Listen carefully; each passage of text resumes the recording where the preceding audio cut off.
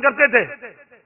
حضرت عبداللہ ابن عمر رضی اللہ عنہ بارگاہ مصطفیٰ بولیے صلی اللہ علیہ وسلم میں آئے اور عرض کیا یا رسول اللہ میری بیوی میں کوئی عیب نہیں ہے مگر میرے باپ مجھ سے کہتے ہیں کہ میں اس کو طلاق دے دوں,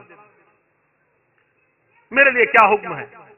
میرے لیے سرکار نے فرمایا اگر تیرے باپ کو وہ بیوی پسند نہیں ہے تو تمہیں ضرور اس کو طلاق دینی ہوگی. This is the right of a father. This is the right of a father. And what this is in the period of Prophet Muhammad sallallahu alaihi wasallam. Now come back to Sayyidina Ibrahim alayhi salam. حضرت ابراہیم علیہ السلام ایک مرتبہ اپنے بیٹے حضرت اسماعیل علیہ السلام سے ملاقات کے لیے گئے. ان کی بیوی تھی لیکن اس نے اچھے صفات والی نہیں تھی, سلیقہ مند نہیں تھی. اللہ کے نبی تھے, نگاہوں سے پہچان لیتے تھے. تو پوچھا کہاں ہیں, یعنی حضرت اسماعیل علیہ السلام کہاں ہیں؟ تو پتا نہیں کہاں گئے. اور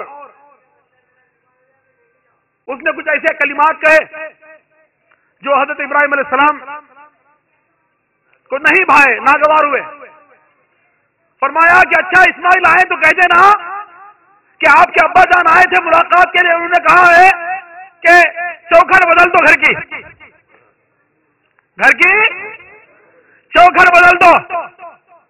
حضرت اسماعیل علیہ السلام کو جب اس نے کہا, ان کی بیوی نے جب بتایا تو انہیں فوراً طلاق دے دی کہ وہ انہوں نے کوڈ ورڈ میں یہی حکم دیا ہے, کوڈ ورڈ میں یہ حکم دیا ہے.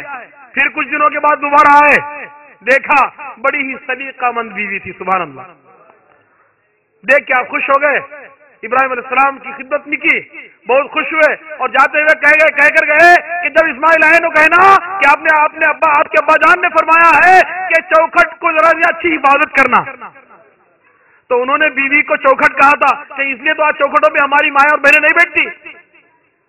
جس کو دیکھو دہلیز, گھر تو اندر بھاتا ہی نہیں ہے. یہ دہلیزوں پہ بیٹھنا یہ بڑی بری عادت ہے, یہ بڑی بری صفت ہے. اللہ کے حبیب احمد مجتبیٰ جناب محمد رسول اللہ صلی اللہ علیہ وسلم نے ارشاد فرمایا خواتین کے تعلق سے بیوتہن خیر لہن, ان کے گھر ان کے لیے بہتر ہیں. their houses are better place for them, not the doorsteps. دہلیزوں پہ بیٹھنا یہ شریف عورتوں کا طریقہ نہیں ہے, بلکہ وہ عورتیں جو اپنے رب کے حکم کے مطابق پردہ کرتی ہیں, حجاب میں رہتی ہیں, جو ہے وہ اللہ تعالیٰ کو پسند ہے. اور ایسی عورتیں کل بروز قیامت جو ہے یہ بے پردگی کے گناہ میں پھنس کر عذاب کی مستحق ہوں گی, عذاب کی یہ مستحق ہوں گی. تو برادران ملت و بزرگان محترم, پیاری ماؤں اور بہنوں, ماں باپ کا حق بہت بڑا ہے. اللہ تبارک و تعالیٰ کے پیارے رسول احمد مجتبیٰ جناب محمد رسول اللہ صلی اللہ تبارک و تعالیٰ علیہ وآلہ وسلم, آج تو دیکھیے ارشاد فرماتے ہیں اور آپ کی خدمت میں ایک شخص آیا اور آ کے اس نے عرض کیا یا رسول اللہ میں نے تپتی ہوئی ریت میں دھوپ میں اپنی ماں کو اپنی پشت پر بٹھا کر کعبۃ اللہ کا طواف کرایا اور پورے حج کے مناسک اپنی پیٹھ پر سوار کر کے کرائے. کیا حق ادا ہو گیا؟ کیا حق؟ سرکار نے فرمایا اللہ اکبر اللہ اکبر, محبت سے کہہ دے سبحان اللہ. سرکار نے فرمایا اے بندے, جب تیری ماں نے تجھ کو جنا تھا, جب اس نے تجھ کو جنم دیا تھا, اور جب اس وقت جو اس کو درد کے جھٹکے لگے تھے, درد کے دورے پڑے تھے, جس کو لیبر پین بھی کہتے ہیں, اس ایک جھٹکے کا بھی حق ادا نہیں ہوا, پھر 9 مہینے پیٹ میں ڈھونے کا تو حق کیا ادا کرے گا؟ تو ایک ساری زندگی بھی خدمت ادا کر دے اپنے ماں کی، تو بھی اس کے اس درد کے ایک جھٹکے کا حق ادا نہیں کر سکتا۔ کیا آنکھیں دکھاتا ہے، کیوں آگے پھاڑتا ہے، کیوں آواز گلا پھلاتا ہے؟ اللہ کا فرمان سنو، اللہ تبارک و تعالیٰ ارشاد فرماتا ہے جب تیرے ماں باپ یا ان دونوں میں سے کوئی ایک if your parents or any one of them reaches the old age فلا تقل لهما اف، ان کو اف نہ کہنا، انہیں کیا نہ کہنا؟ اف نہ کہنا، فلا تقل لهما اف، ان کو اف نہ کہنا، ولا تنہرهما، اور انہیں نہ جھڑکنا، ان کو جھڑکنے کے دور کی بات، اف نہیں کہنا۔ اور اس کی تفسیر میں حضرت سیدنا صدر الفاضل نعیم الدین مراد آبادی رحمۃ اللہ تعالی علیہ فرماتے ہیں کہ عربی زبان میں کسی سے بیزارگی یا ناگواری کا جو ہے اظہار کرنے کے لیے سب سے ہلکا لفظ عربی زبان میں اف ہے۔ اگر اس سے بھی ہلکا لفظ ہوتا، لائٹ لفظ ہوتا، تو اللہ تبارک قرآن مجید میں وہی لفظ نازل ہوتا۔ اور اعلی حضرت نے اس کا ترجمہ کیا فرمایا؟ اس کا اردو میں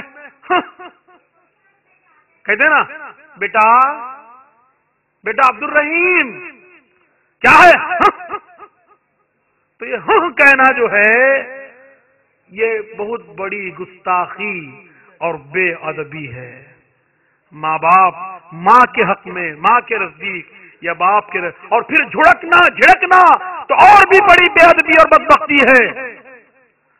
اور پھر اللہ نے ارشاد فرمایا ان کے لیے تم اپنے رحمت کے بازو بچھا دو، ان کے آگے عاجزی کرو، اپنی آپ کو اب اونچی آواز نہ کرو۔ اور یہاں تک کہ فرمایا کیسے ماں باپ سے بات کرے؟ جیسے غلام اپنے آقا کے سامنے۔ بلکہ ماں باپ کے نزدیک تو اولاد غلام سے بھی اگر کوئی کم درجہ ہوگا، if there would have been any other rank even mean and baser than a slave، تو وہ اولاد کے لیے، وہ اولاد ماں باپ کے آگے اس سے بھی گئی گزری ہے۔ تو غلام کے معنی نوکر نہیں ہے، نوکر از ڈفرنٹ، غلام کے معنی خریدا ہوا، نوکر کے معنی جو پگار پہ کام کرتا ہے۔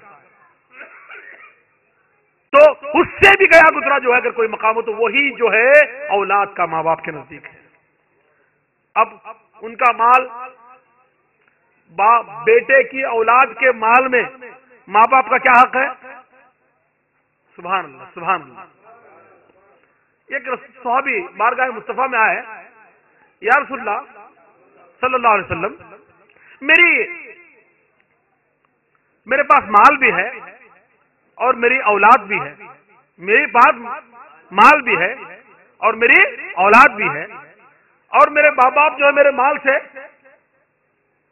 مانگتے ہیں، کیا میں ان کو دوں؟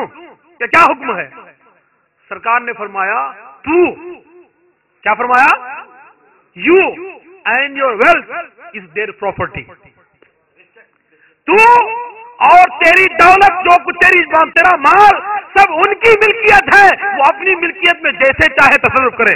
ہاں تیری اولاد جو ہے وہ تیری ملکیت ہے، تیری اولاد وہ تیری ملکیت ہے، وہ تیری کمائی ہوئی ہے، اور تو ان کی اولاد ہے تو ان کی کمائی ہے، اور انسان اپنی کمائی میں جیسے چاہے خرچ کر سکتا ہے۔ تو بھی ان کی کمائی ہے اور تیری کمائی ہوئی بھی انہی کی کمائی ہے نا، تیرا مال بھی ان کی کمائی ہے، سوائے تیری اولاد کے کہ تیری اولاد جو ہے وہ تیرا حق اور وہ تیرا حق ہے، تو اس میں سے کچھ بھی کر سکتا ہے۔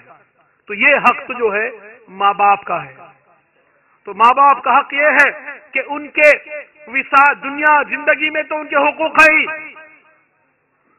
اب وقت کافی ہو رہا ہے، اس لیے میں خود بھی چاہتا ہوں کہ سمیٹوں، اب سمیٹوں کیا بالکل کچھ منٹ میں I would like to finish، لیکن یہ سن لیں کہ انسان جو بھلائی کرتا ہے اور جو دنیا میں اپنے ماں باپ کی خدمت کرتا ہے، اللہ تعالی اس کے اولاد کو فرما بردار بنا دیتا ہے۔